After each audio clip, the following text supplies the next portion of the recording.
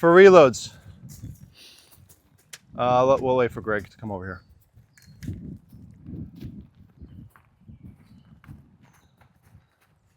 For reloads, couple things that we want to happen, right? Good principles here. First thing we want to do is we want to figure out where the mag wants to be, okay? That's as simple as putting your left hand out as if you were shooting, your support hand, right hand for you. Grab the mag, bring it up to where it stops a couple times, right? Something, when you grab the mag, as soon as it comes out of the pouch, drop your elbow, like kind of tuck it next to you, and you'll find the mag rotates up faster, especially for appendix. This is important. The further center line you get, this mag has to rotate fast, and any of this stuff is going to cause problems in the reload. Okay, so once you guys can all do that a couple times here, right? Do it full speed. Also, a very important tip here. This is the proper index on the mag. So the finger is up on the front strap. It's not so high that you're touching the bullet. Because if you're touching the bullet, what I tell you later is going to be a problem. You're going to pinch your finger. It's not going to feel good, right? And there's no reason to be down here like a beer can, because otherwise it makes more room for error. Make sense? So far. So once you get that, once you understand where the mag wants to be, that's where the gun has to be. And you'll typically find that the mag well is now matching the pouch. It's pointing toward the pouch. Okay. So like for me here, when I put the gun in that spot, right? Take this away, bring this up, gun goes here. Mag well is pointing to the mag pouch. That's generally going to give you the best angle. Okay. Once you figure that out, the next thing, let's go here for this. Before you move on, what do you say about the elbow thing? Like, so as soon as the mag comes out of the pouch, tuck the elbow. Got it. Because that, if you notice this, right? A lot of people when they do reloads, they'll do this, and that causes a weird path. Whereas this, tucking the elbow, that's going to rotate the mag immediately. Right, we were working on that yesterday. Does it know what you're going to send us? Yeah, I actually I wrote down to send you guys reloads too. Random. So once we know where the mag is supposed to be,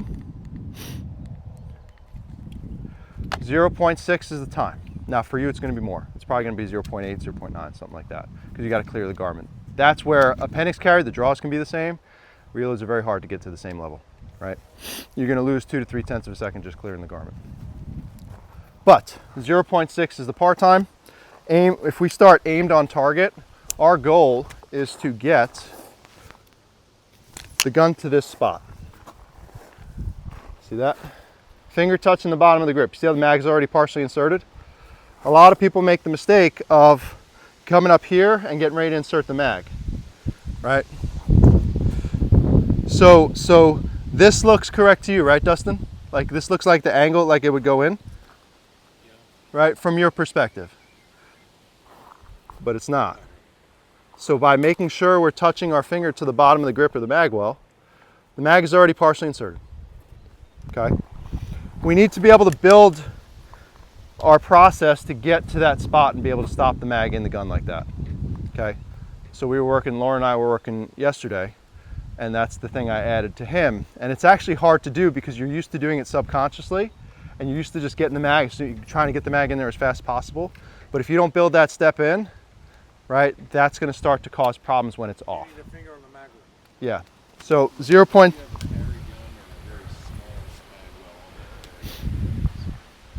I ran guns with no magwell. So I shot no magwell guns for the majority of my career. You're still touching the Yep. Touching the grip. Does someone have a gun without a magwell here? Yeah. Can I see that? Can I see a mag? So like the same thing applies here, where I want to be able to get to this spot. Okay, see that? Because if I'm here, the mag is already starting to go in. Mag is going in, I can just finish inserting it. Yes. Hold on 1 second. So, boom, up here, like that. Like that. Keep going. Okay, here we go. I'm like Vanna White here. Huh? This is what I want.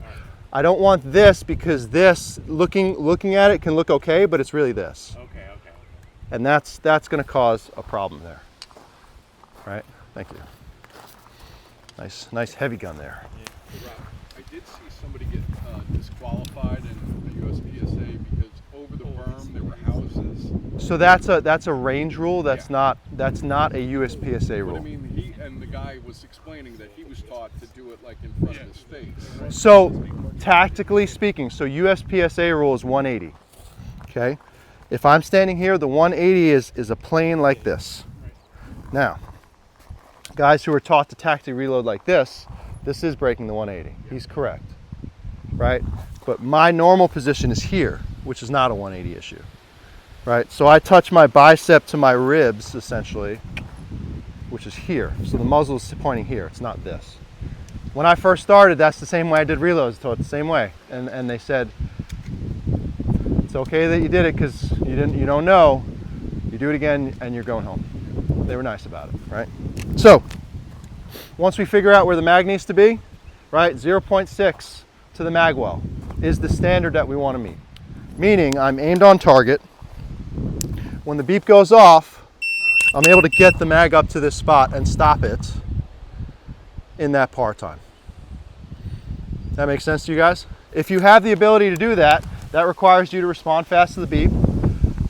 Imagine that there's a rubber band attached to your mag from your hand, and when that beep goes off, it snaps down and it grabs the mag and brings it up to that point. Do you use an extended mag release? I personally do on this one, but I don't always. If they're helpful to you to not have to shift your grip, that's good. You have to make sure they don't get actuated inadvertently. And if you have to shift your grip, you have to shift your grip. Shift your grip. That is just a matter of just shifting, just practicing it. It's literally like that. Like you just shift back. Right? People with Glocks have to do that more often than not because the Glock's mag release are pretty stiff. If that's what it is, that's what it is. It's just what you have to do. Okay? Yeah. So it's not the end of the world, right? So again, 0.6, and this is all in the reload free lesson, by the way. Right, be able to get it there and stop it. If you have that ability and you're getting that time, or in your case a little bit more, 0.8 is probably right, you have the ability to do a 1 second reload, right? At that point, it is this. You can get rid of the timer entirely. And all you have to do is go off the shot, the trigger brake. Okay?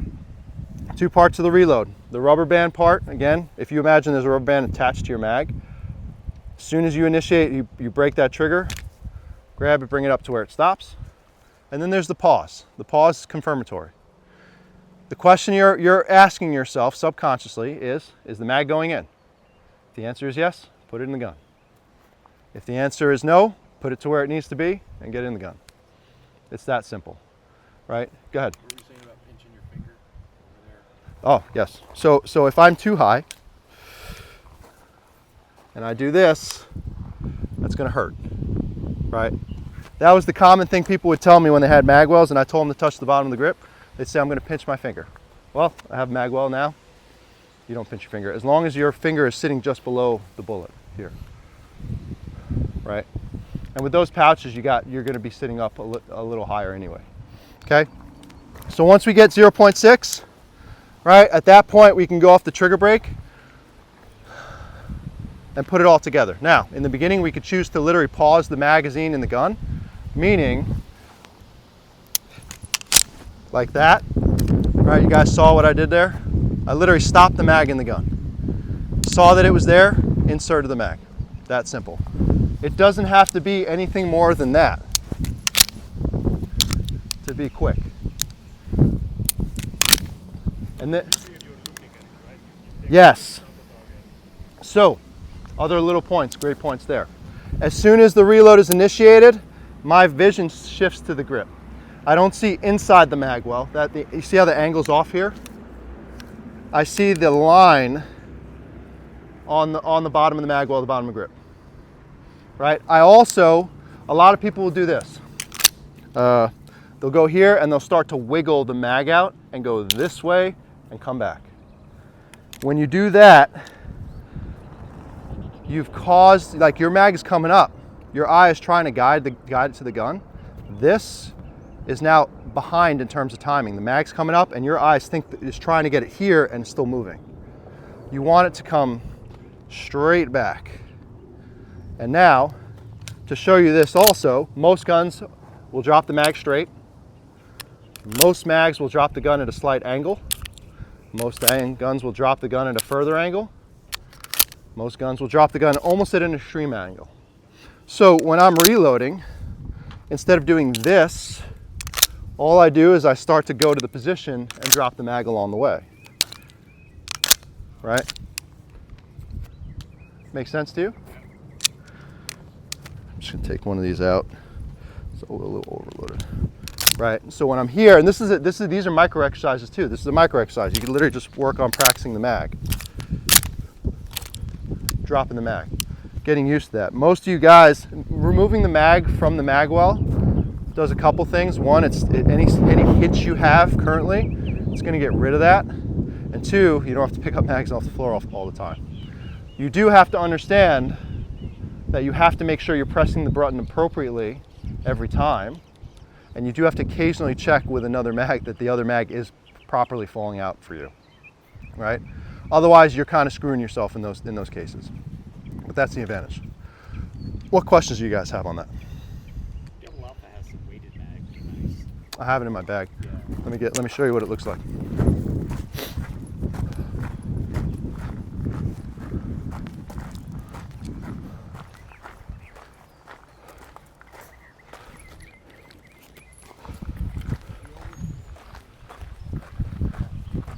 So guys, what Tom is talking about,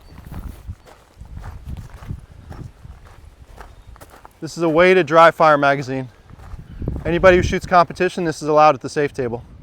What's not allowed at the safe table is a magazine with ammunition in it or dummy rounds.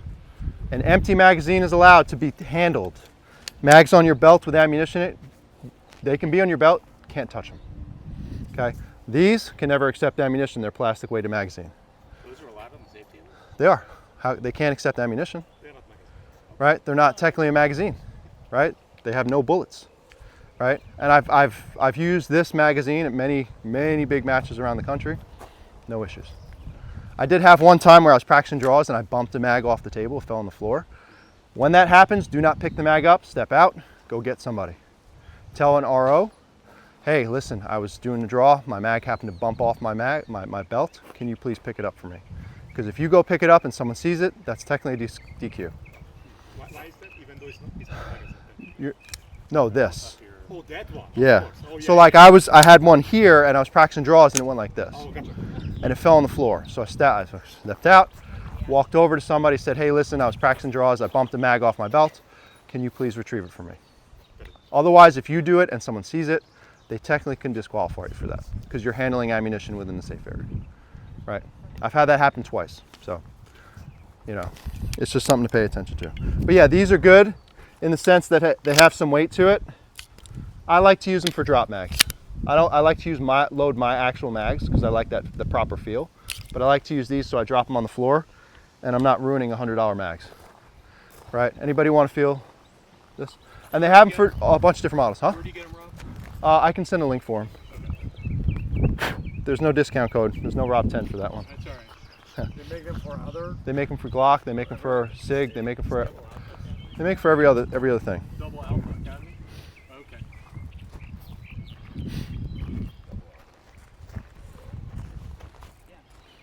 They got a decent. They have about what I would consider be about a 10-round weight to it. So New York good. legal. Yeah. New York legal. Any questions on that? No? Let's get everybody on the line here. You can pick a target and we'll start working on some of that stuff.